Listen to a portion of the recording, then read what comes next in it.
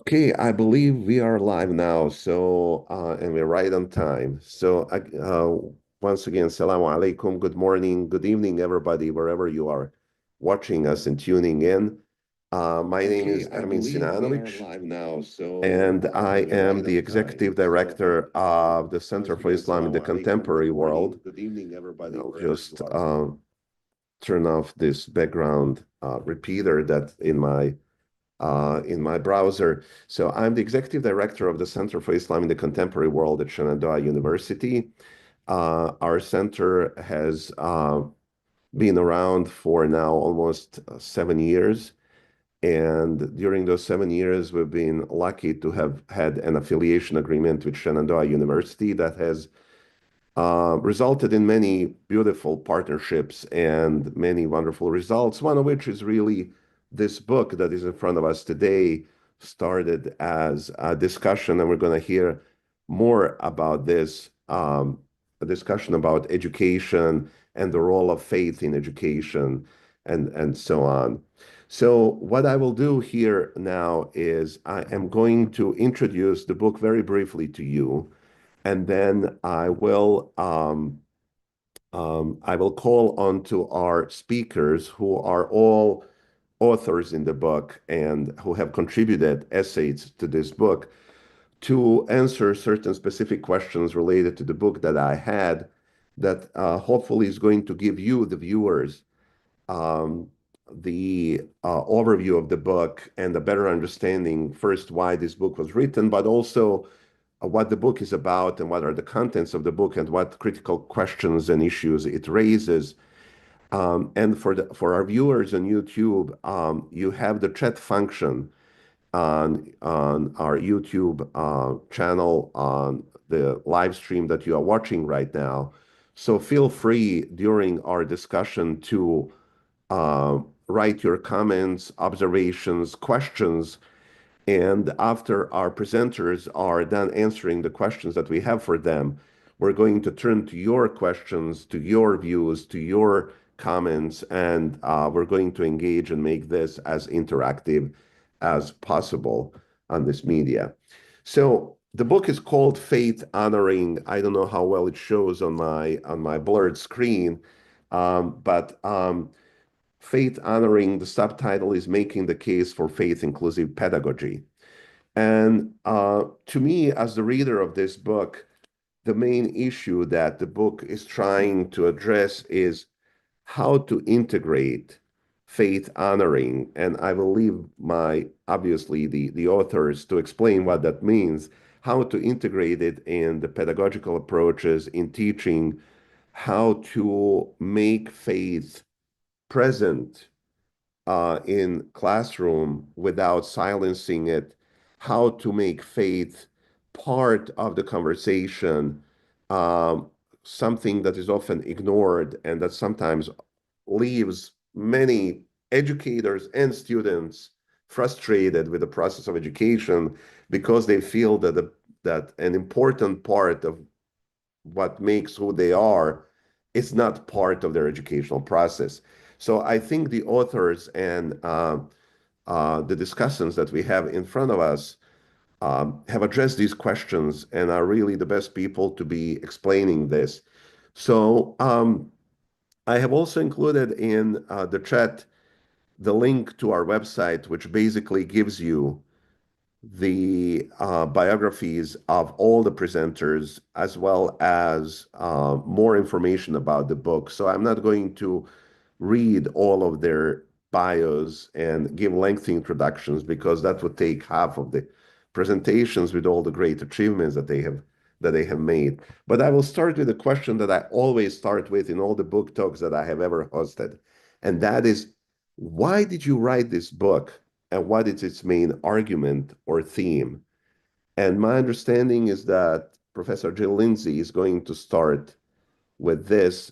And I would just mention one liner. Jill Lindsey is an educator who has worked in several institutions, has published extensively on issues of education, and most recently, she was the dean of the School of Education at Shenandoah University, which is how this conversation all started. So, Jill, the floor is yours. Thank you.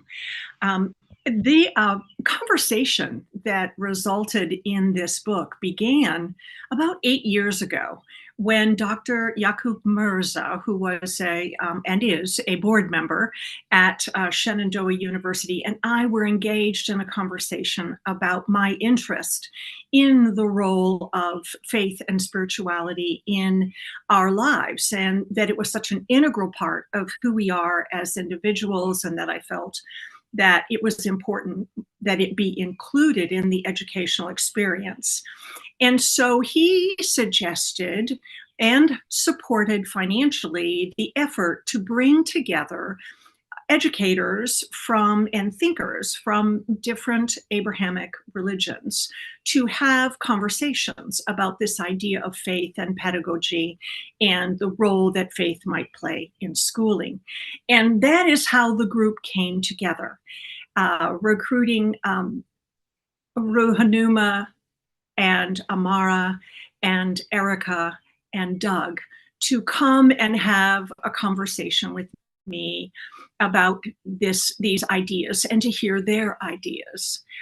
So the book really evolved as a result of those conversations, and we decided that the idea of faith honoring was something that could be welcomed in schools without getting in the way, or the idea of let's not teach religion, which is a very important concept given that most educators are not experts in the lived experience of the world's religions, but that each person's religious or faith experience or lack of faith experience could be invited and included in the conversations that take place in education and be recognized as an integral part of who we are and what our identities are.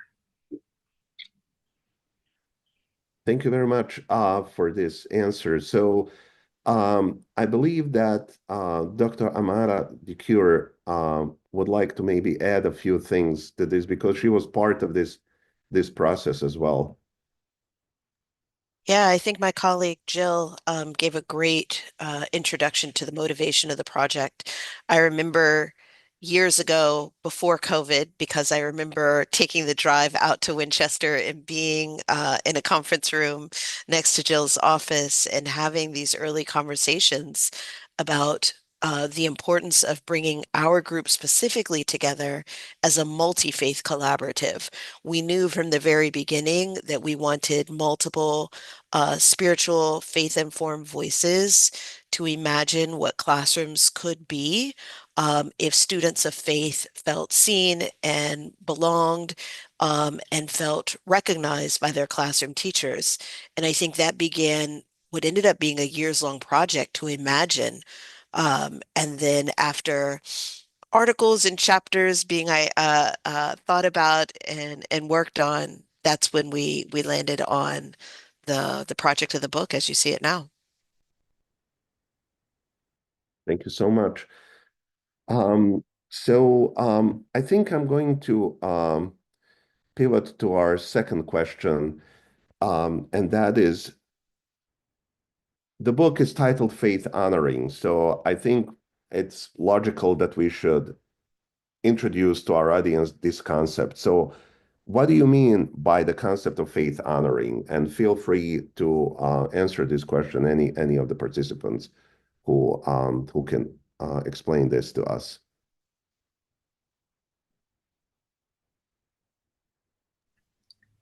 Well, I'll go ahead and start, and then others can chime in. The idea of faith honoring is that because faith is integral to our identity, that there are ways that teachers can invite students to share those aspects of their identity in the classroom as a part of classroom conversations. And this can also be the case in non-classroom settings, in our workplaces, in our social contexts, that we can acknowledge that people's ideas, the way they think about the world, is shaped by their faith experiences. And that when we develop a moral code, when we think about decision making, when we think about our attitudes and our beliefs about how society should operate, who we should be in society, what is our purpose in life. These are deep spiritual questions. And these are questions that often are not addressed in learning environments, but that faith honoring is a methodology, a way of thinking, a way of being in the classroom that can enable spiritual ideas, religious ideas, ideas of faith to be part of the conversation about what we're learning about. If I could just jump in, first of all, thank you so much for hosting us. I'm Erica Brown. And I think that while it's true, we defined what faith honoring is in the work that we did, some of our motivation came from another term that we use throughout the book, which is faith erasing. The notion of faith erasure is to not honor and dignify religion as an animating force in the lives of children and in the lives of university students, lives of professors. The sense that, and I'll share because I had the beautiful experience of having both Amara and Rehenuma speak in my class at Georgetown University in our graduate school of education, where we prepared about 1,500 teachers a year. Many of them had very little understanding of religion. Some students of faith shared with me that they felt that the only sensitivity that was really absent from the array of identities that students think about as college students and graduate students is where they are religiously. Catholic and Muslim students, Jewish students felt that they could speak about virtually anything, but not about what it means to be a worshipful person. And that part of their lives was so integral, was so deep and so profound a part of their identities. And the inability to speak about it openly, or the feeling that they'd be judged for doing so, meant that they shut off important ways in which they saw the world. And I'll just say, when Amara first came into my office to tell me about this project, it really, I think, embodied the faith honoring that we're talking about. She didn't call me on the phone or send an email. She welcomed me, and I think that we all tried to model in our understandings of each other's faith commitments what this book was really ultimately about. Thank you so much. Would anyone like to add anything else to this?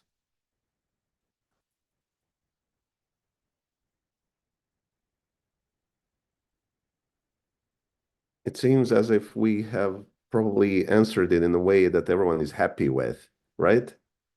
Good. All right. With that being said, then I think I'm going to move on to the next question. One part of the book writes about the spiritual pedagogy, and so I want to ask, what is it? If you could maybe enlighten our viewers with what is a spiritual pedagogy and how is it manifested in practice? I believe that's my question. Is that correct? So that's part of the chapter that I wrote because we use the term faith, religion, and spirituality often interchangeably and coterminously when we do mean different things by that. And I'll just read from the book. Faith in general is associated with trust in a divine being, in a creed, in a dogma, and a belief. It can be narrowly defined as having faith in God, but we also use it to express the belief in someone else. James Fowler attempts to disconnect faith from specific or narrow religious beliefs so that faith can be understood more generally as having certain capacities or dispositions. Spirituality we use today, not really in the same way as religion.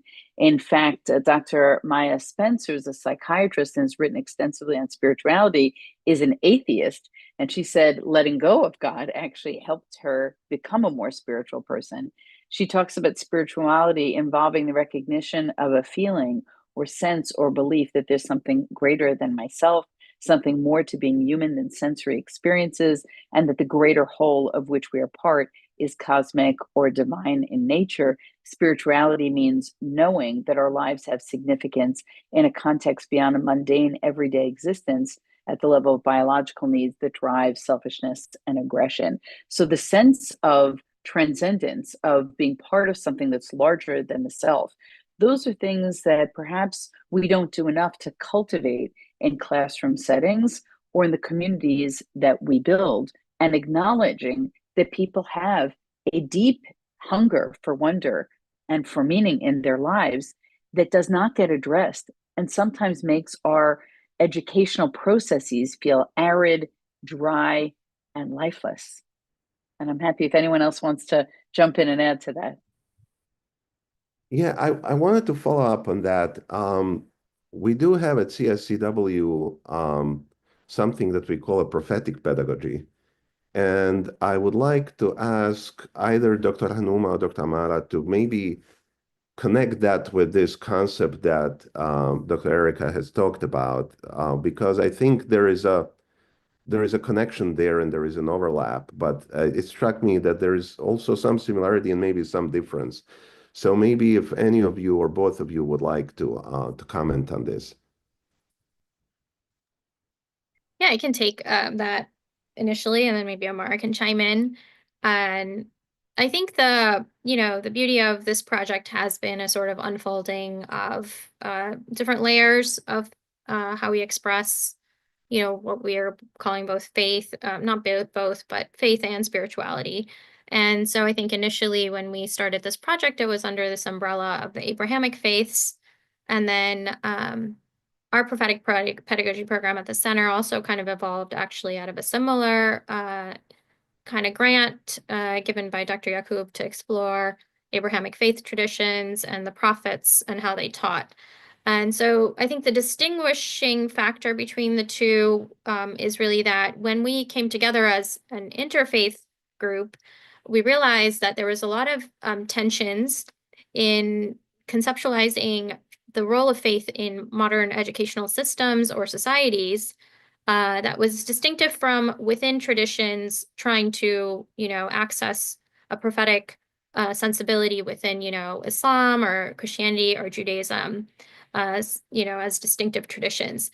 And so what faith honoring really allows us to do that's distinctive from prophetic pedagogy is to kind of have that conversation about shared meaning making models and understanding that, we're all going through this sort of process of trying to make meaning of our lives, and that faith and spirituality are very important elements in the lives of human beings as they're making sense of it, and to sort of ignore, elide, or exile those parts of yourself in academic or educational settings is doing a disservice to educators and their students, because it's this lacuna, like it's this space that's not being filled, that when, and our book does this, when we allow people, when we give space, people fill it with these beautiful kinds of expressions of how their faith informs them and their lives and their lived experiences and their educational journeys. So that's where I would say, they're kind of sister projects, and they have evolved to kind of in a parallel way, but very much enriching our experience of this, conceptualization of the transcendental, or the idea that we're all connected in some way to a greater community, a greater family, a greater history, etc. Thank you so I would much. say, oh, I'm sorry. Yeah, go ahead, Jill. Yeah, go ahead. That the teachings in the way of the prophets are very much related to the pedagogy which we offer up as one model, which could be adopted to make it a little bit easier for readers of the book to conceptualize what it could look like in a classroom, what a spiritual pedagogy would look like. Of course, all of a pedagogical attitude begins with your disposition toward the concept, which is a belief that spirituality is an integral part of who we are. as an individual, and that it is worthy and valid of presence in the classroom and of honoring in the classroom. And then to think about ways in which all of the world's religions have behaviors which are often associated with the manifestation of that lived religious life. So the examples that we chose that we thought could be applied universally and are accessible to teachers and to students are the idea that all religious traditions and even in daily life, we have devotional kinds of behaviors which enable us to provide examples of dedication or belief in something. And so these devotional behaviors would be rituals that we practice. They would be different celebrations that we engage in.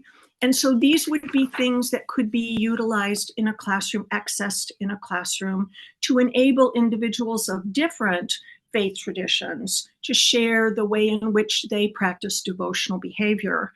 And the way that we even have non-religious devotional behavior because we value reading. So we have silent reading.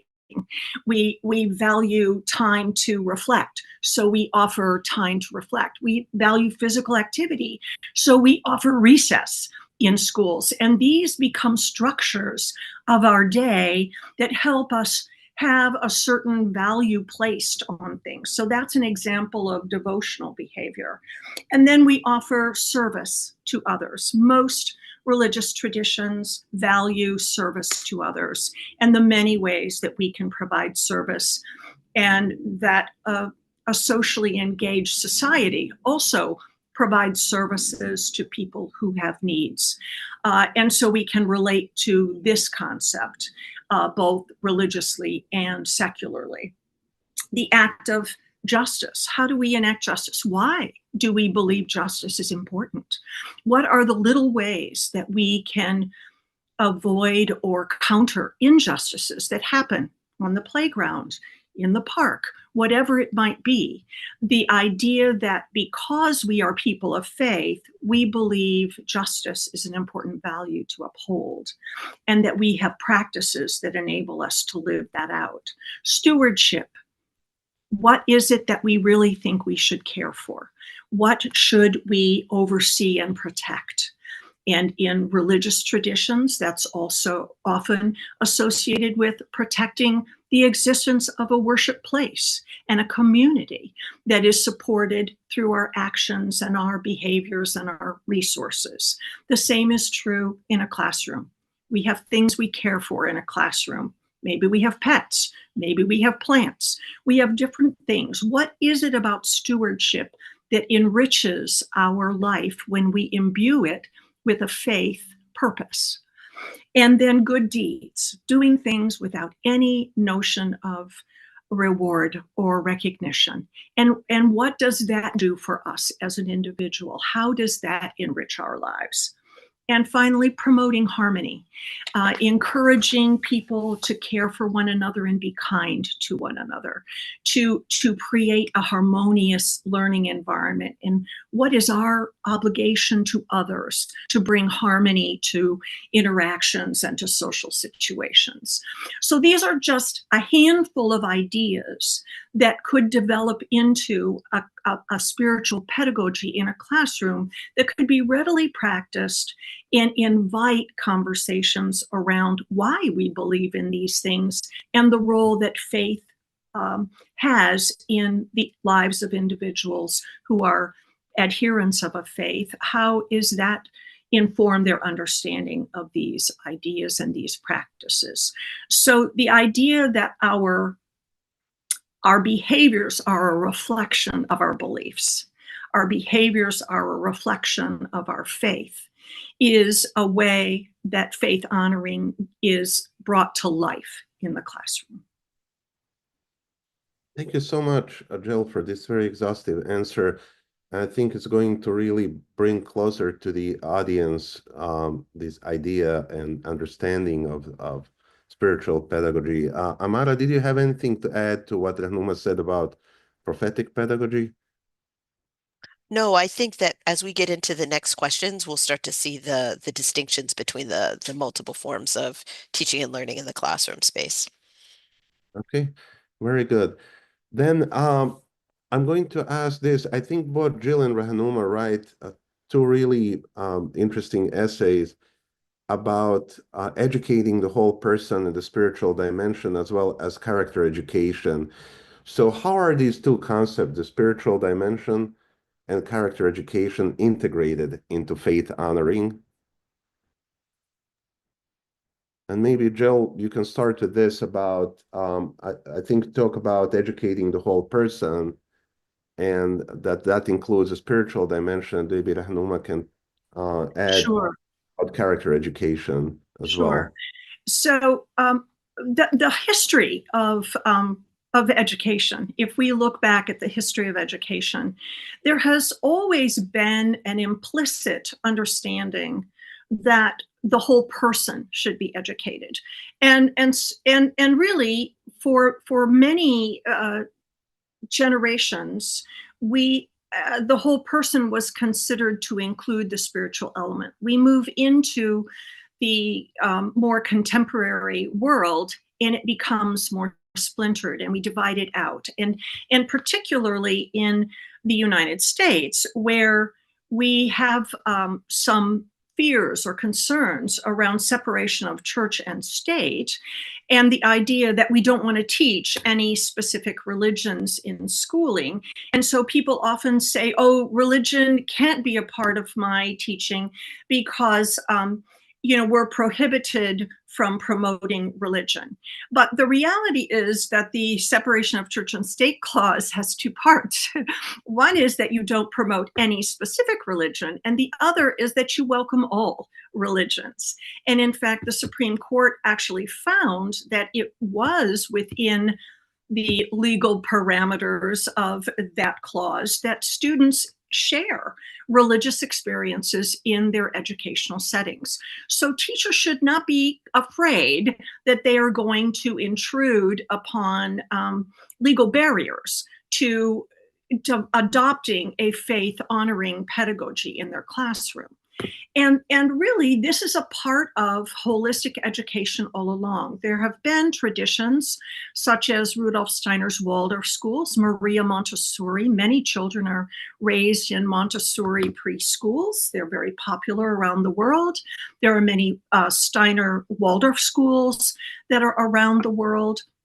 And these are schooling philosophies which articulate a belief that the spiritual component is an important component of the whole person. And so they are good models for us to look to say, here are some ways through art, through music, through the myth and the study of nature, that we can see the divine present in life, and we can acknowledge it in our world. And I think character education in the United States was one of those attempts to help people see a way to not teach religion, but to actually include that spiritual dimension of the whole person into the development, the moral development, the ethical development of students. And I will pass that off to Rehenuma now and let her finish talking about character education. Yeah, as you were talking, I was thinking about the analogy of trying to sneak your veggies into, the plate. Mix it up a little bit.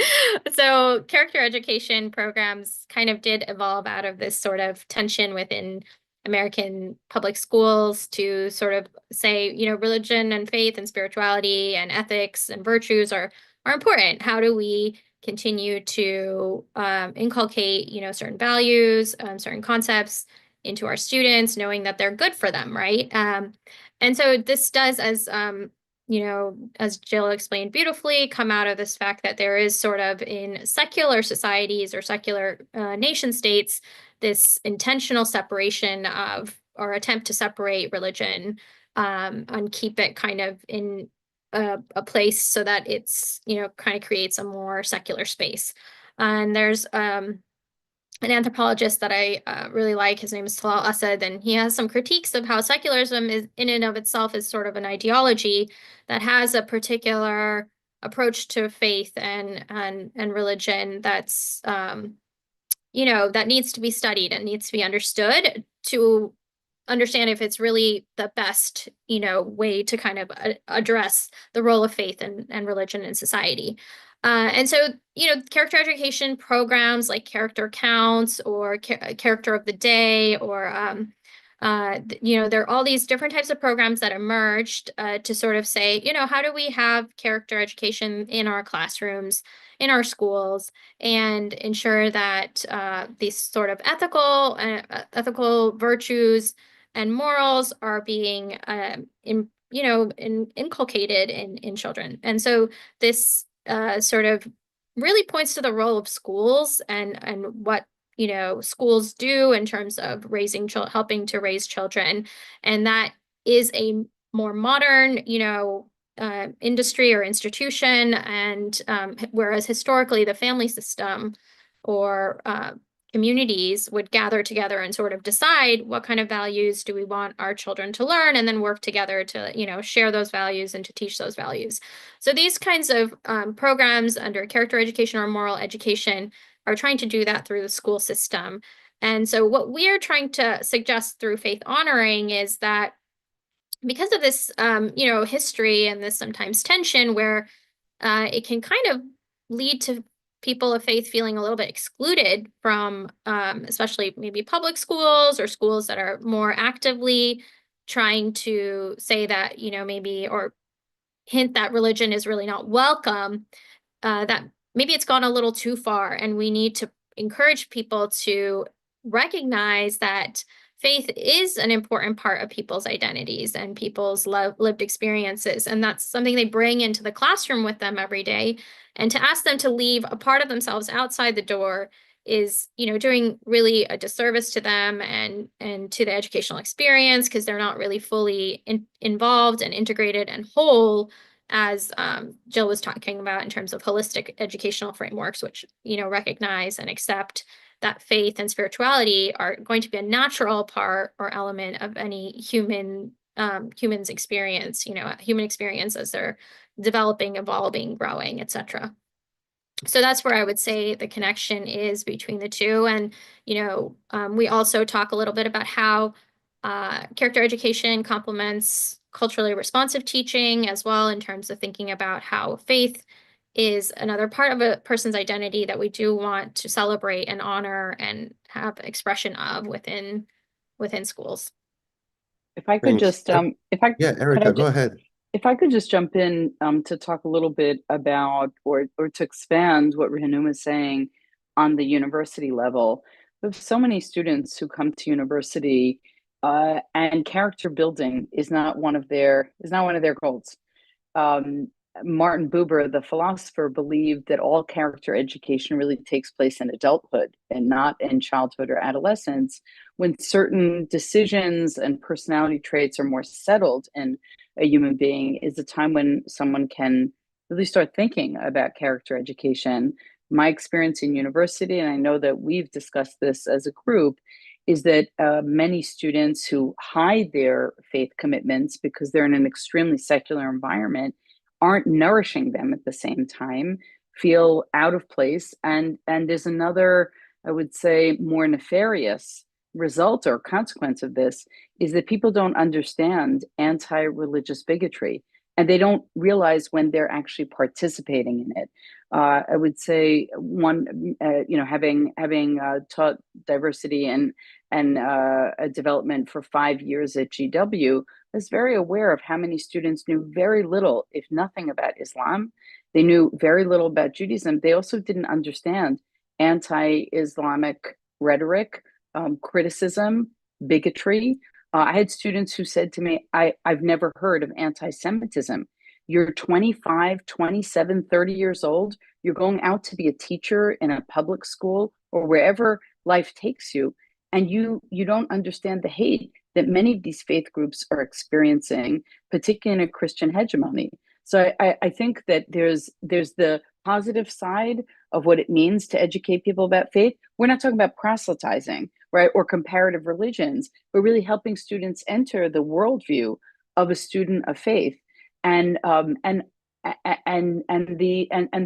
negative sides of what happens when we don't educate properly, because ignorance is not bliss. Ignorance can cause all kinds of strife. Thank you so much, Erica, for highlighting this, because it's so important. I think this, what you just described, is felt by many people of faith who have been in academia, whether as students or even as professors. Sometimes it's even more oppressive on that side of the equation, as some of us know. But so thanks again for this. Now, before we continue with the next question, I just want to remind our audience that you can ask your questions and write your comments in the chat on YouTube. So we're looking forward to receiving some of those. We only have a couple of questions left before we conclude our discussion and turn to your questions. So please make sure that you write in some questions and comments in that chat box. Now, while reading this book, I learned that there was something called the cultural responsive teaching movement. So I want to hear more about this, and how does it relate to faith honoring? Hello, Doug Stump. I'm happy to take that question. So I'm an 18-year K-12 teacher and administrator. That's my background, and I work at the university level now. And just briefly, culturally responsive teaching is a body of work that began in the 70s as a response to the desegregation in schools.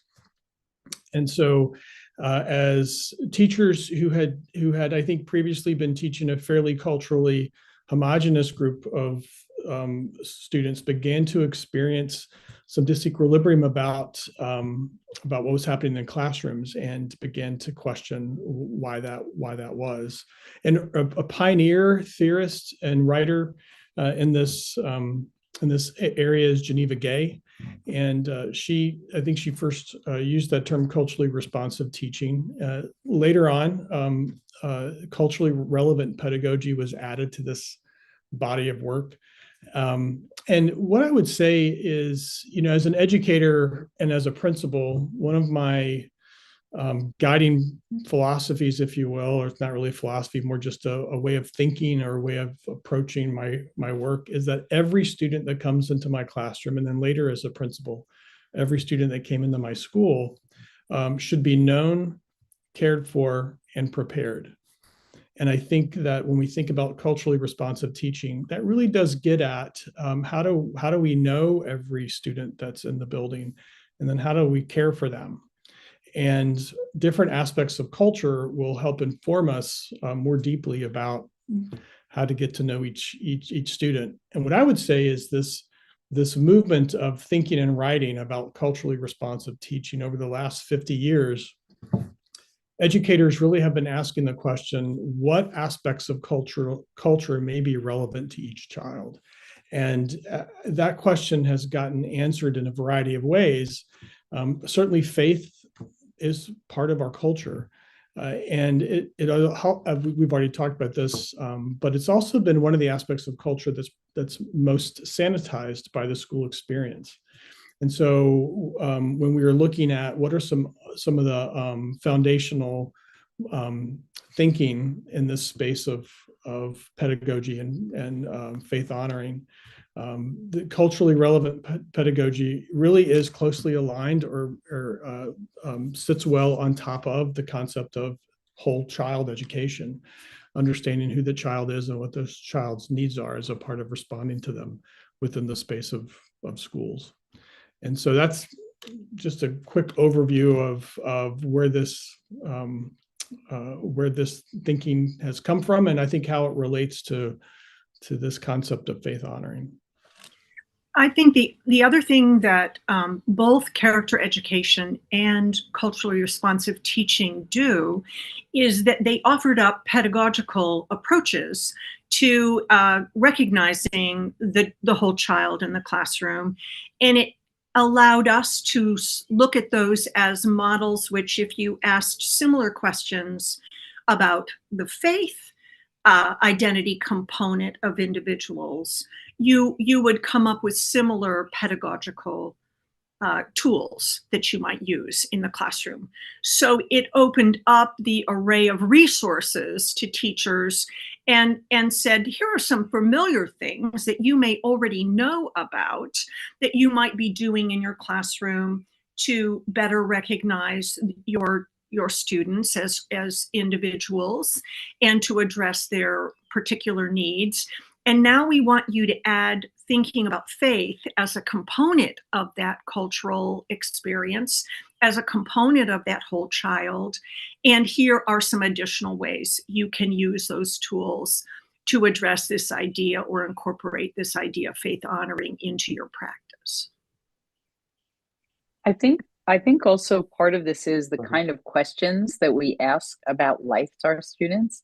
When I taught Intro to Judaism to Jewish and non-Jewish students at the George Washington University, at a certain point I would talk about mysticism. And I would ask, has anyone had a mystical experience in this classroom? And there was a total lull in the room. A few minutes later, one student would speak up about an experience of transcendence that he or she really wanted to explore and examine. And then it was an open floodgate. And people really did want to speak about these experiences, but they felt some kind of shame around them or discomfort around them. And so I think what we've all been speaking about is creating a pedagogic platform in which we can hold the deep aspirations and mysterious experiences that students have, not only the sort of communal universal values around moral behavior, moral and decent behavior, civic behavior, but really sometimes something that's much deeper that students can't articulate. They don't have language for quite yet. Yeah, that's the only brief thing that I want to add is that the culturally responsive pedagogical movement also extends into culturally responsive school leadership. And so the conversation that Erica is speaking about, talking about mysticism, is often invalidated in other classroom spaces. It is made to feel irrelevant, not modern, not consistent with beliefs of rationality and logic that are seemingly so permanent in our academic institutions, both K-12 and higher ed. What culturally responsive leadership and teaching does is it prioritizes validating multiple worldviews. And so, yes, this is about recognizing individual students' cultural practices as aligned with their faith identities, but it's also about creating schools that honor and validate multiple worldviews and ways of knowing that exist in families and communities and through religious traditions. And when that happens in schools and in classrooms, it changes the nature of learning and what knowledge is validated and seen in classroom experiences. Thank you so much for all these wonderful additions to Doug's answer. And I think that gives us a pretty good idea. So I think we have come to the book comes in two parts. First part is conceptual, and then the second part is more about application and stories and so on.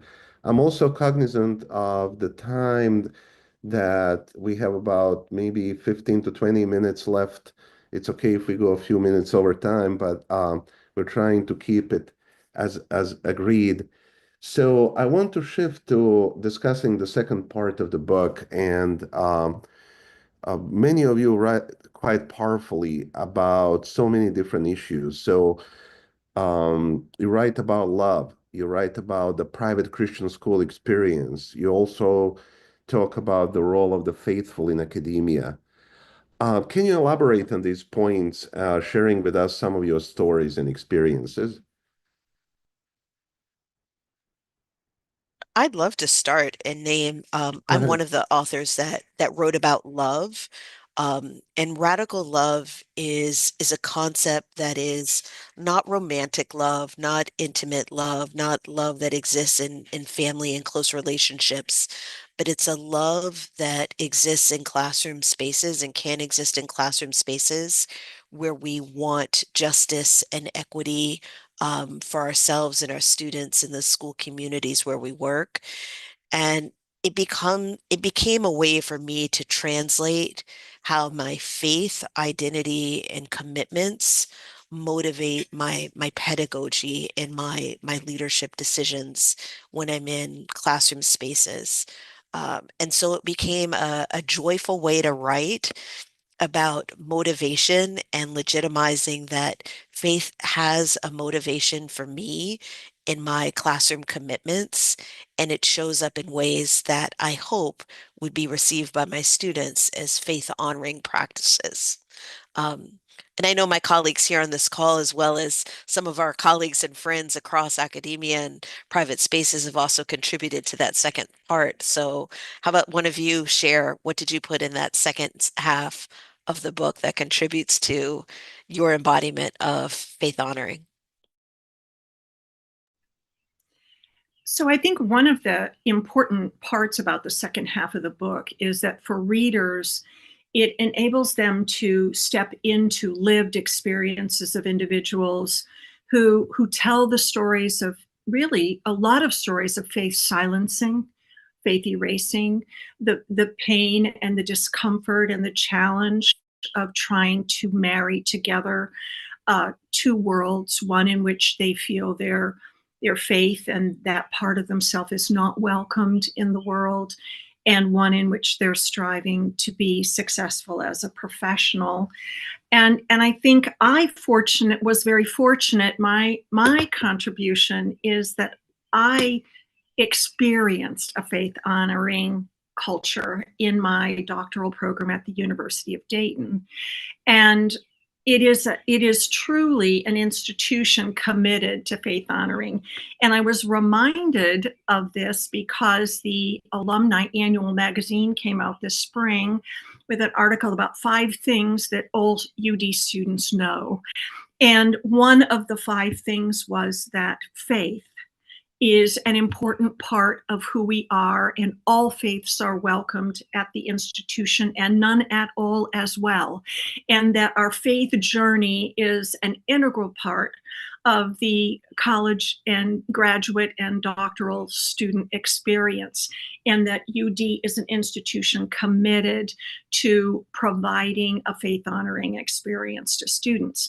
And so I think I was very fortunate to be able to see and experience that faith honoring can actually happen in an institutional culture.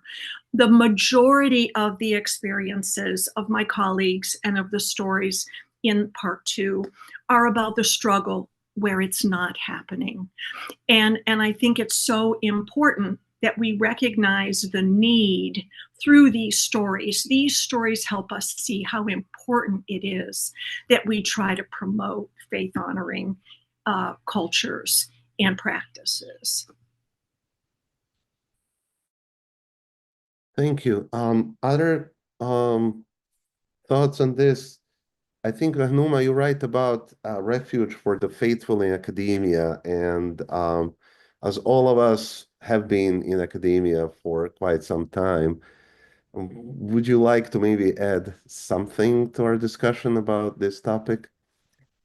Yeah, I mean, as Jill was speaking, I think, I agree with her. I think most of the passages or the essays were talking about either like, there's saying like some people were saying like, I just keep them separate, my faith lives here and my intellectual work lives in academia, right? And I think Erica and Jill maybe will both speak to this, Erica's chapter on the bridge and the veil.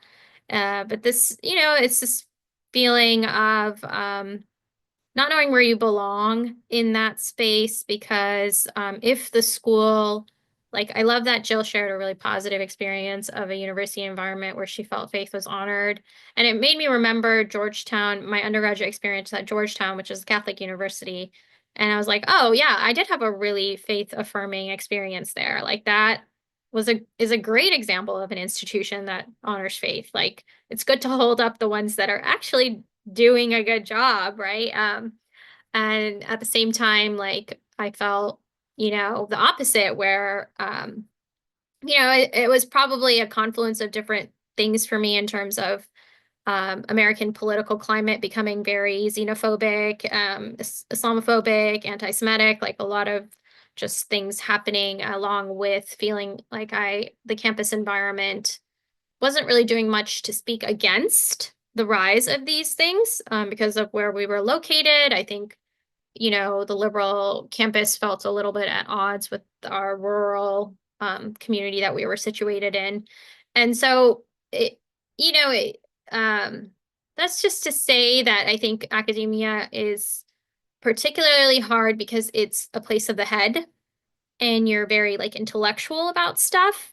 And so you kind of lose connection with the heart and the body and a sense of balance around like and that's where I think the spiritual life and the religious life really lives is in the space of the heart and of connection and of trying to make, give people a home, a space in academia to live and to practice being a whole person, not just a head, disembodied head who's just thinking a lot about issues, but not really thinking about how they might apply to real human beings who have to who have faiths, who have traditions, who have families, who have practices that they have to reconcile with whatever theoretical idea is being discussed in the setting. So I think it is something that we are trying to offer in terms of saying, hey, institutions could do a better job at this. What is it that, this might look like? How can we offer solace to those who are suffering in these academic spaces in silence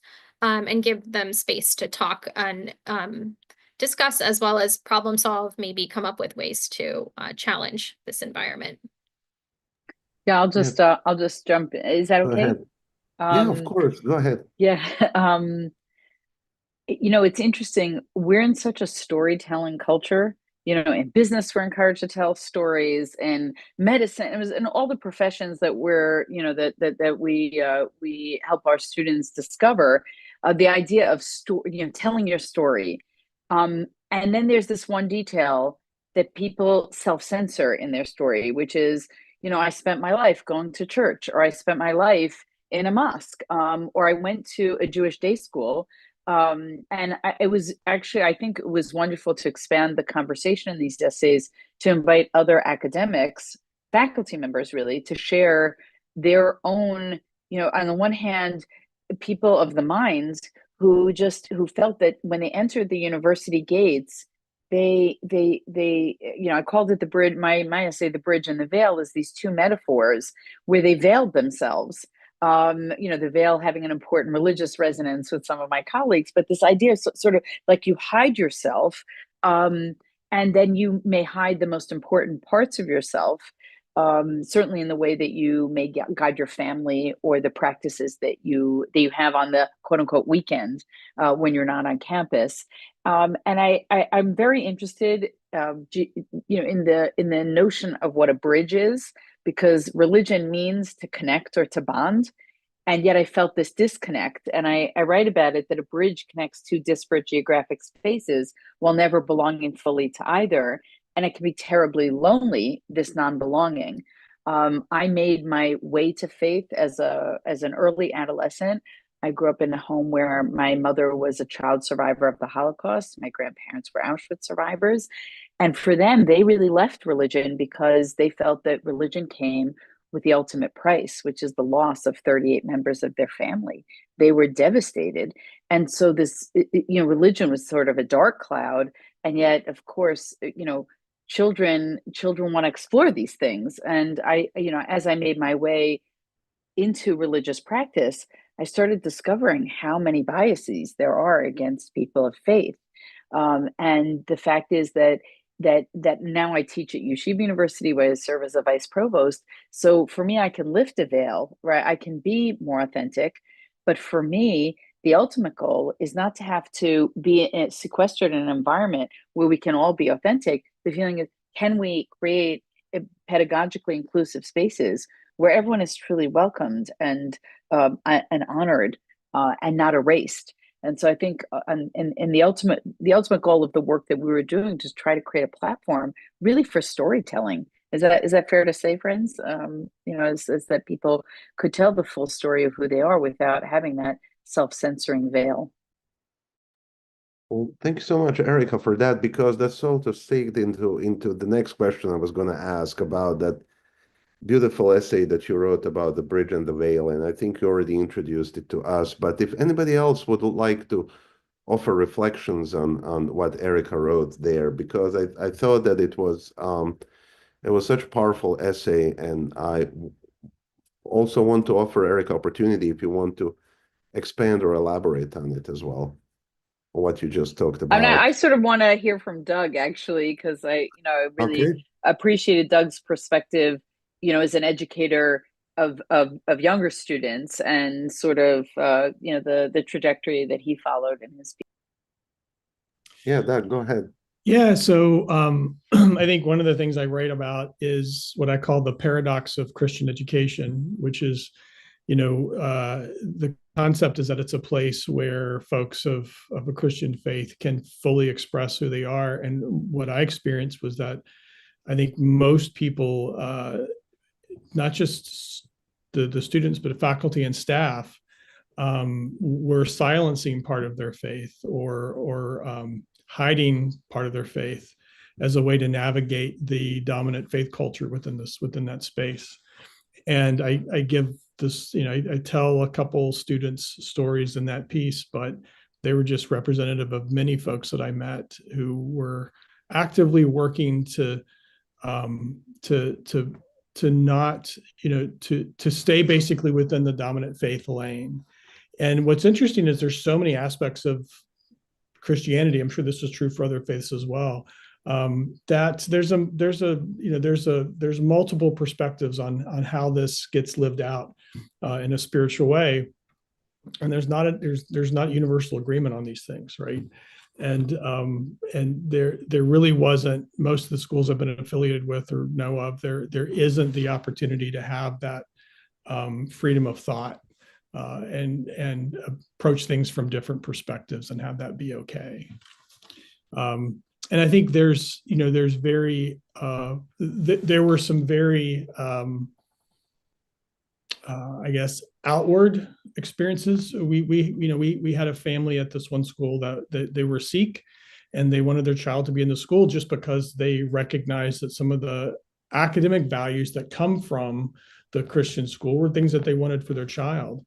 But the schools, one of their conduct policies was that all boys had to have their hair cut above their collar, which is a significant issue for a Sikh family, right? And so I think, in that moment, the family left very sad that they could not place their child in this school, and the school didn't see a way around reframing this policy, and which was really sad. But I think what I saw more of was the kind of pretending to be a certain type or think a certain way to get into the school, and then just hope to not draw attention to your different thinking, which is a shame. I think both Erica's chapter and both Erica's chapter and Doug's chapter, as well as some others, speak to this idea that when our religious identity is not welcomed, we hide, we silence, we self-censor, we pretend, we conceal, and I think what our book is really trying to say is we must stop this. We must think of living a different way. We must live as whole, undivided people. And I think Erica referenced Parker Palmer and his book, The Courage to Teach, and the Quaker ideology that is really presented through his lens. in this idea that in order to really be effective in the classroom as teachers, and in order for our students to really learn in the way they need to, we must address and live undivided. We must live undivided. And that Jill, is what honoring tries to do. Jill, I just want to mention an essay written by a Hindu contributor who wrote a really beautiful essay about a child and who's from, had South Asian origin. She tried to dress like the white students and keep her thin outfit and her necklace made from this sacred wood and a pendant of Lord Krishna tucked into her shirt. And she says the few times that a teacher would mention Hinduism, usually in reference to polytheism or the caste system, she'd feel frustrated and misunderstood and squirm in her seat self-consciously. But after school and on weekends, another young woman came to life. She removed her shoes as soon as she entered her home, and she bowed her head before the family shrine, and she helped cook elaborate vegetarian feasts to guests on devotional gatherings. She's writing these beautiful, this person came to life on the weekend and then shrunk her life on the weekday in school. We don't want to do that. We don't do that with any other part of the identity. We're so conscious today of honoring gender identities, sexual identities, and yet this piece of this such critical piece of a person's life is made to feel so small. That's not what we do as educators. We enlarge life. We broaden the horizons. Yeah, that's a really good point. And I like what you brought up about, being one person on weekends and then another person during the week. And I think so many people can relate to that, both in professional settings, educational settings as well. And so how to be, one concept that I learned I've learned so much from this book, but one concept that I found really interesting is faith silencing. That is definitely something that can be detrimental to a person when they do it time and again. You just can think what it does to a person. So I've even saying someone's name incorrectly and not taking the time to learn how to pronounce their name, or when I've had students who change their names to make life more comfortable for everybody else. So they literally have a different name on the weekend than they have, or at home, than they have in school. That's not really the educational value I think we want to promote in a culture that needs to respect difference. Absolutely. We've seen that, Muhammad becomes Mo and, and so on and so forth. They have one name when they are with friends, another name when they're at home. So they live with these multiple identities and split personalities. And I think human soul can only take that much, for how long can you do that before some kind of, I don't know, manifestation appears in life that is unhealthy, because of all that. I've asked multiple times, both here during our discussion, and we also asked in our live chat multiple times for questions and comments, but we haven't received any, which is a sign of either that our audience has really been taken in by what you've been saying, and that they're probably contemplating and thinking about it, so that they don't have time to maybe ask their own questions and so on. But I know that we've said this is going to be an 11 to 12 talk on Eastern Time. We've already passed that mark.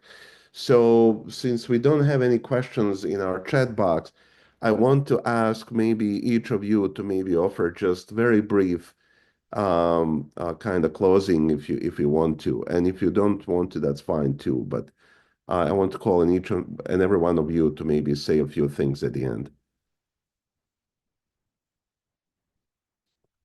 Should I call on you? Should we do this? Yeah. Okay. Rehenuma, why don't you start? All right. Well, I just want to say thank you to my fellow contributors, as well as to the audience for tuning in. We hope you share this with others so we can get the conversation rolling around what is it that we might be able to do as educators to increase a sense of faith commitments and honoring that faith in our classrooms and our schools and educational settings, and reduce the sense of censorship or fear or silencing that might be occurring. And thank you also to Dr. Armin and the Center for hosting this book talk. Absolutely, our pleasure. And Doug, what are your concluding thoughts? This has just been a thoroughly rewarding project from the start. I really appreciate spending the time that we had as scholars and writers on this project, and as somebody that's still invested every day in training teachers to become principals. I think that this is something that can and should find its way into the conversation about what does it mean to be an educator, regardless of the type of school that you're teaching in. Thank you so much. Amara? Yes, I hope that this book causes educators to recognize the limitations of secularism and how it does function to erase and to silence faith identities. I wouldn't want anyone to read this book and make assumptions that students who engage in self-censorship or adjusting the expression of their faith identity, that we are placing any type of blame on the student, whether they're in K-12 or in the university. We need to really consider the structures that organize our institutions and how they do or do not allow faith honoring to exist. So I echo my colleagues. Thank you for creating this space for us to speak about these conversations. Erica, Jill? Yeah, go ahead, Erica. Yeah, I mean, we began this process before COVID. We continued it. Our own bonds were strong, and I feel so profoundly grateful for the friendship, which I think modeled what we were trying to accomplish in the ethos of the book. I feel that since we started, the political climate has become sadly more hateful, less compassionate, much more callous.